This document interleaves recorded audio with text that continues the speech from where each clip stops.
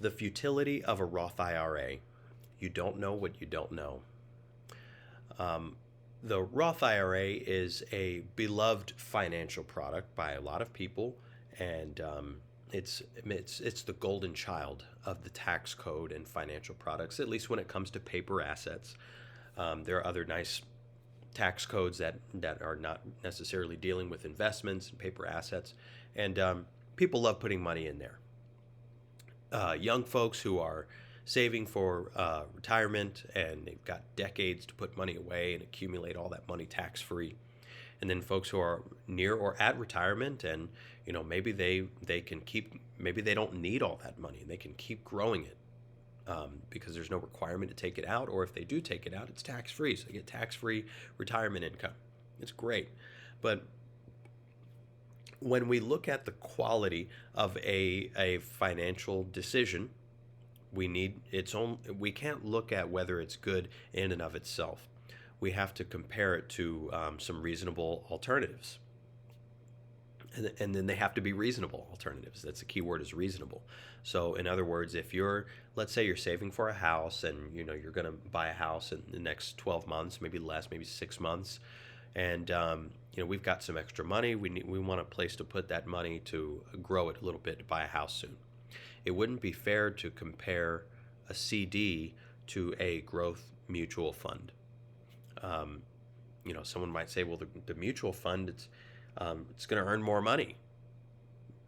Well, long term, I hope it does earn more money, because that's the point of a growth mutual fund over a CD. But remember that this person has a short time horizon. With a short time horizon, we don't really know what's going to happen. With a mutual fund, there might be a lot of volatility, but we need that money in a few months to buy a house. So we want a place where the money's going to be safer. So you got to compare your CD to other fixed income asset classes, something safe. So when we look at a Roth, we need to know what to compare it to. And unfortunately, a lot of people don't know what they don't know. And there are some other options you can compare it to. So we need to also ask ourselves, what are the benefits? And the answer to that is partially going to depend on what the benefits are of the alternatives. Because if it doesn't have the benefits of the alternatives, then that would be a drawback. So if we don't know what the alternative is, then we don't necessarily know what the drawbacks are, or we might not see the features, just the features, as drawbacks. We might see them as just a neutral feature. But if you knew that there was another option that had a different feature that you prefer, then all of a sudden that feature is no longer just a feature, it's a drawback. So what are the benefits of a Roth IRA? And most people can easily come up with two very solid benefits. You can grow your money, you can put money in and it grows tax deferred, and then when you take money out, you can access it tax free. And then I ask people, what else? Then it gets real quiet for a little while. And a lot of people can fish around for another good answer, something like, well, if I'm in retirement and let's say I don't need the money, I'm not required to take out a certain amount of money because I've already paid the taxes on the money, which is good. That is something nice compared to other options where you do have to take money out because the government wants their tax dollars. If the money's already been taxed, there's no requirement to take the money out, so that's nice. But and then most people start coming up with other things that, again, it's more of just a feature and it's not necessarily a benefit. Or they'll take a straight up drawback and try and turn it into a benefit to try and justify that the Roth IRA is still a fantastic place to put your money. And don't get me wrong, for some people, for a lot of people, it is a fantastic place to put your money. There's nothing wrong with it in and of itself. It just depends on who you are and what your alternatives are. So anyway, you can put your money in tax-free, and then when you take money out, it comes out tax-free. Fantastic. Okay, Well, what happens when you pass it to your family? And they'll say, okay, well, when I die, my family still gets it tax free. They don't have to pay tax on that money. And then they get to grow. My kids get to grow the money for 10 more years tax free. And it's kind of an odd way to think of it. Okay, you didn't have only 10 years, assuming you bought the Roth IRA in your 20s or 30s, and then now you're in your 50s and you're talking about having this thing for a few more decades. You didn't get 10 years, so wouldn't that be a drawback for your children to get that? And I'll even beef up that scenario and say, hey, well, if you die before your spouse, then your spouse gets way more than 10 years. They can just keep growing it if they don't need the money. So it's actually even better than what you're saying. You say, oh, yeah, yeah, absolutely. Absolutely, yeah. But if I die before my spouse, they can keep growing it. Okay, fantastic. But then when your kids get it, isn't that kind of a drawback that they only get 10 years? And, well, no one's ever really thought about it that way, right? But if you know what the alternatives are, if there was an option that would let you keep growing it tax-free for more than 10 years, wouldn't that all of a sudden be a drawback or a negative of the Roth IRA? So what if there was a place where you could do that? Okay. Well, what else? What are the other benefits?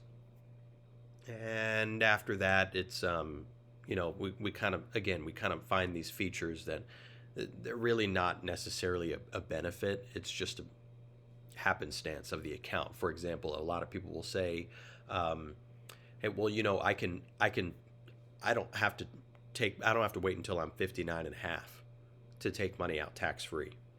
And that's true because your contributions already were taxed. So you could go get your contributions tax free without penalty.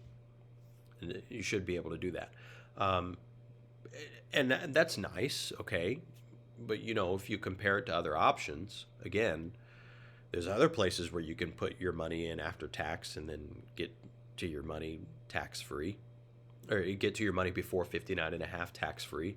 So is that necessarily a benefit? I mean, maybe, but also I thought this was an IRA, individual retirement account. Why are we using a retirement account to get to money in our before 59 and a half years old? Why are we even trying to do that? If you're interested in getting to your money before 59 and a half and taking it out of that tax deferred system, does it make sense to just put your money in a different place? I mean, again, maybe it just depends on your situation. Okay. But beyond that, we don't really, what other benefits are there? Okay. Well, what are the downsides of a Roth IRA? And that list is long, especially if you know some other good alternatives. Okay. Well, they say, okay, you can put money in. Here's a benefit. You can put money in and it grows tax deferred. Okay. How much money can you put in?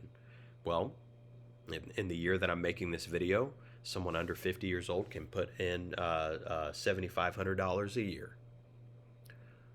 Well, okay, if a Roth IRA is so great, wouldn't it be nice if we could put in more than $7,500 a year? Well, you can't do that. Even if you open another Roth IRA, right? You already max out this one, you open another one, you can't max out this one and then have another that you're contributing to. Even if it's a traditional IRA, the contribution limit is per person, not per account. So it's so great to accumulate money tax free. Wouldn't it be nice if we could accumulate more, right? Well, okay, what happens if you don't max out that contribution limit, and then you've got some more money? It's 2027, okay? Then you got some more money, and you want to go back and put money in for the year before it. You can't do that. You can't do that. Wouldn't it be nice if you could go back? Now some people are going to say you can go back. You can go back up until April 15th, up until tax day of the following year. You can make your contribution for the previous year just to make sure you're eligible, which I'll get to in a second, whether you're eligible to even contribute in the first place. And if you are eligible, see how much more you're allowed to put in for that previous year. So that is nice that they give us that extra time to to make sure that we put in as much as we would like to put in. That is nice. Um, and that's a generous time. What is that? 3.5 months? Yeah, January 1st, April 15th. That's 3.5 months. So that's nice. Okay. But I can't, in 2027, I can't go put money back in for 2025. As far as I know, you can't do that. And if somebody knows that you can do that, please correct me if I'm wrong. If you can do that. So, in other words, I like to call that retroactive contributions. You can't perform retroactive contributions on a Roth IRA. If a Roth IRA is so great, again, I ask, wouldn't it be nice if you could open a Roth when you're not making that much money and you can't afford to max out the limit, and then later on when you're making great money, then you can go back to those years that you did not max it out and put all that money in. Wouldn't that be nice? But no, you can't do that.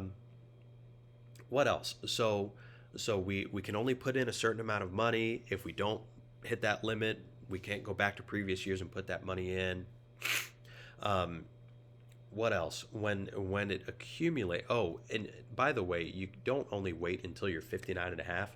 You also have to hold it for at least 5 years. So if you're 55, you have to wait until you're 60 to open it. If you're 65, you have to wait until you're 70 to start taking money out. So it's not just 59 and a half, it's 59 and a half and 5 years. And 5 years of holding the account. What else? What are the other downsides?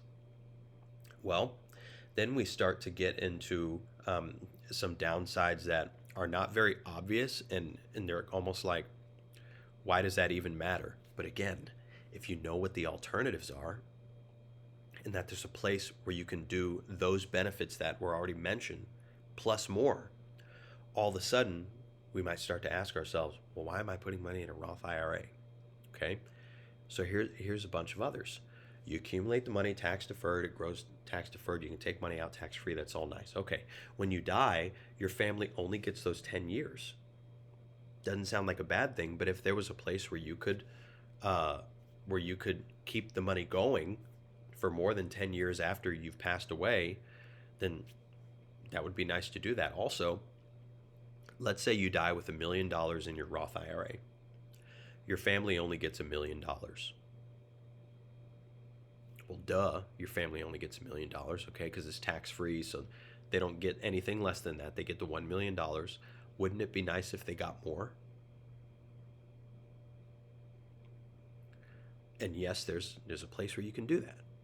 But a lot of people don't know that you can get all the same benefits, all the same benefits of a Roth IRA. Plus, when you die, for example, if you die with $1 million in the Roth, wouldn't it be nice if there's more? There's a place where you can pass even more. And that larger amount passes tax-free, and then you can keep growing the money tax-free beyond 10 years. Let's go back to accumulation of the Roth IRA.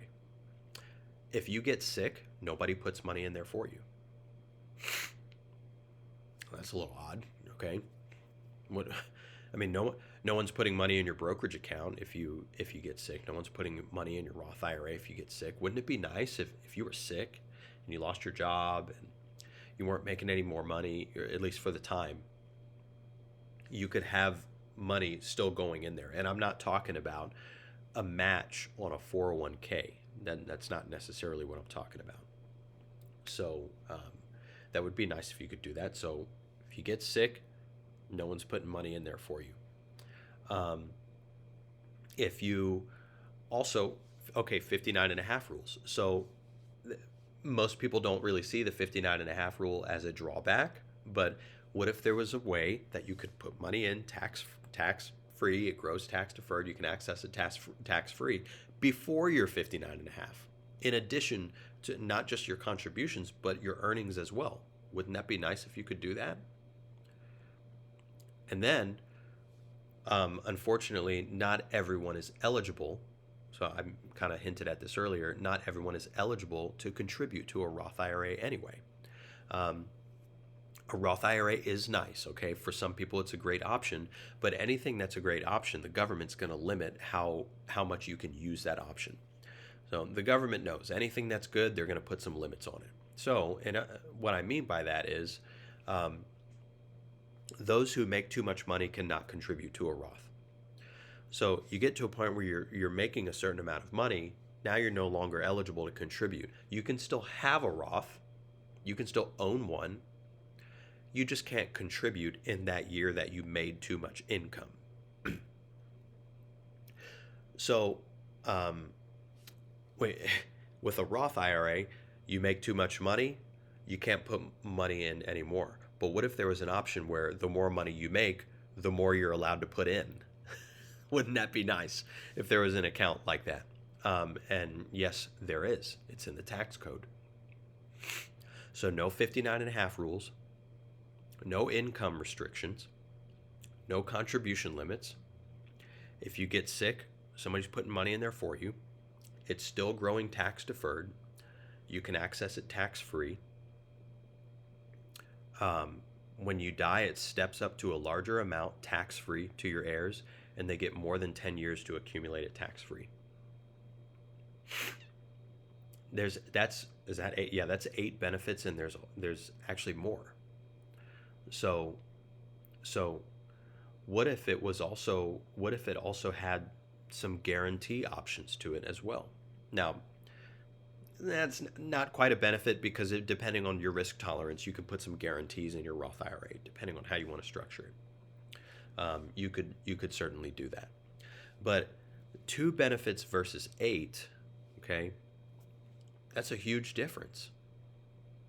So if you don't know what you don't know, there's a possibility that you're putting money into a place that is not the optimal place for you. So what is that place that I'm talking about?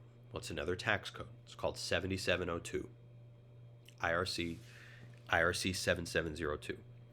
This is a place where you can put money in after tax. The taxes have already been paid. Gross tax deferred. You can access it tax free. There's no age restriction. There's no contribution limit. And I guess this is a 9th benefit. The more money you put in, the more money you make, the more money you're allowed to put in, even though there's technically no contribution limit. But it depends on how much money you make. What else? If you get sick, money can still go in. Other people's money, I talked about that in a different video, OPM, other people's money can still go in. There's no requirement to take money out when you reach a certain age. It passes to your heirs tax-free, or a larger amount passes to your heirs tax-free, and they have way more than 10 years to keep growing the money tax-free. That's 9 benefits. So again, if you don't know what you don't know, there's a chance that you are putting your money in a place that is that could potentially not be the most optimal place for you.